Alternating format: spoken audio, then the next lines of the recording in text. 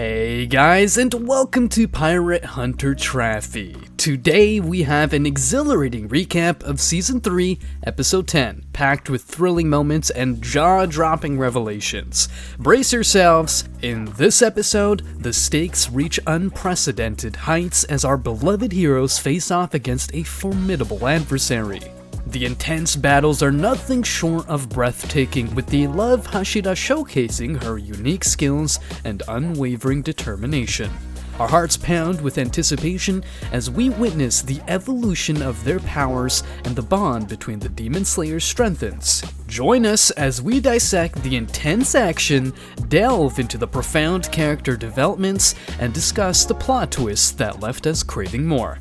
Don't miss out on our thrilling recap of Demon Slayer Season 3, Episode 10. Let's dive in. Even though the love Hashira just showed up, Zohakuten insults Mitsuri by calling her a tramp because she tried to tell him what to do. After being called a tramp, Mitsuri looks at the demon with disgust. The insult hurts her. She makes a funny comparison to her younger brother and is shocked by the way he acts. Zohakuten starts to attack Mitsuri with the crazed cry of thunder death, but she can stop him with love-breathing third form, Cat Love Shower. Zohakuten's quick attack makes Mitsuri angry, and Zohakuten is surprised when she stops his attack. This is where Mitsuri uses her love-breathing second form, Love Pangs, and love-breathing and sixth form, Cat-Legged Winds of Love. Zohakuten sees that she can keep up with his speed, so he comes up with a way to take her down. Afterwards, he uses his blood demon art, Mitsuri's love-breathing fifth form, Swaying Glove. Wild Claw cuts through the attack from the countless striking trees so she can reach Zohakuten's body. When Tanjiro sees this, he yells at her that Zohakuten is not the real body of Hantengu. Zohakuten then uses his blood demon art, Compressed Sound Waves. Mitsuri has no choice but to take the attack head on. Mitsuri loses awareness and becomes paralyzed, but she survives the attack. Hantengu sees that Mitsuri is very strong, so he chooses to eat her before throwing a punch at her head. As Hantengu's fist is about to hit, Mitsuri sees her whole life flash before her eyes. At the beginning, Mitsuri's first beau tells her that only a bear, boar, or cow would marry her. He also makes fun of her hair's color and says it scares him to think that his children might have it. He tells her to forget about him and that they never had a marriage interview. She was only 17 when that wedding was called off.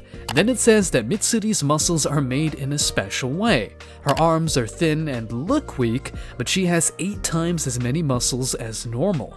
She could pick up a 33-pound pickle stone when she was 14 months old. She ate a lot too. She had a hunger that was almost impossible to satisfy. She ate almost as much as 3 sumo wrestlers. When her wedding was called off, she chose to hide everything that made her different. One day, a man showed up and told her he wanted to get married to her. When Tanjiro, Nezuko, and Genya save Mitsuri from Zohakuten's fist, she is brought back to the real world. Tanjiro and Genya tell Mitsuri that she is their last chance, and they get upset as they tell her to get back up and fight. Hantengu sends out another attack, but Mitsuri blocks it, keeping the 4 of them safe. Mitsuri yells at Hantengu that she won't lose to bad people and that it's time to get more serious. In another flashback, Kaguya Ubuyashiki told Mitsuri that the gods picked her to be special and that she should be proud of how strong she is, telling her that people who say bad things about it are just jealous. Mitsuri really thanked Kaguya, and his words made him cry. Mitsuri also thanked her parents, all the demon slayers who took her in, all the people she helped, and Obanai Iguro for giving her striped socks. She promised to keep them safe, but Obanai insisted that he would buy her new ones if she tore them. She remembers how she used to wonder if it was okay for her to be strong because she was a girl, and she sees that she hid her strength out of fear, but she doesn't do that anymore. She wants to protect the people so they don't end up in the same situation. She blocks Hantengu's attack and pushes herself to get stronger. Mitsuri tells Tanjiro, Genya, and Nezuko to start looking for the main body while he takes care of the other one. Hantengu sees the three people looking for the body and tries to attack them, but Mitsuri stops it before it gets to them. Hantengu doesn't know how Mitsuri is going faster than before. Then he sees a mark on her neck. Hantengu sends out another attack, but Mitsuri is able to block it easily. Genya, Tanjiro, and Nezuko are fighting a tree that is controlled by Hantengu and has his real body in it. Their arms are busy holding onto the tree, so they can't cut it. Genya can't do anything else but eat the tree. Then it turns out that Genya can't use breaths, and that if he eats the demon's flesh, he can briefly take on its traits. After Genya eats a lower part of the plant and cuts through the tree's base, the top part of the tree falls to the ground. Then, Tanjiro tries to cut the tree into pieces, but the branches are like whips. Nezuko uses her blood demon art to set fire to the tree and Tanjiro's sword. Tanjiro then uses Dance of the Fire God, Flame Dance, to cut the tree in half to get to the hole inside where Hantengu's real body is. But Hantengu has already left. Hantengu's real body has shrunk to a tiny size and is running away on the forest floor. Tanjiro yells at Hantengu that he will make the demon pay for every sin he has done. Someone told Hantengu that he is responsible for everything he does, but he says he has never done anything wrong in his whole life. Then, Genya angrily pulls a tree up by its roots and throws it at Hantengu. Only Hantengu wasn't hit exactly, and the show ends with Nezuko coming for Hantengu. Even though Hantengu is still mistaken and thinks that the people trying to cut off its head are bullies, Hantengu's main body had been safe for a long time because it had always hidden behind its clones when it was in danger as a demon. But since this new kind of demon slayers came along, there has been chaos in the upper moons. Now that Gyoko's head is rolling and Hantengu is in trouble, things don't look good for Akaza, Doma, and Kokushibo, even though they are much stronger than Gyoko and Hantengu. There's a good chance that one side will win in the next show, putting an end to this chase. There's a good chance that Mitsuri hasn't shown her end form yet. If that's the case, Zohakuten might regret calling Love Hashira names by the 11th episode. This season of Demon Slayer has been one huge fight after another.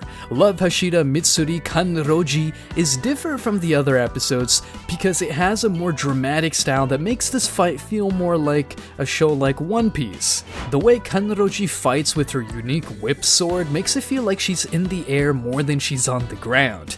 This season has had a hard time making each episode's fight feel different, but Love Hashira Mitsuri Kanroji does it, and it doesn't come a moment too soon, since the last episode is coming up soon.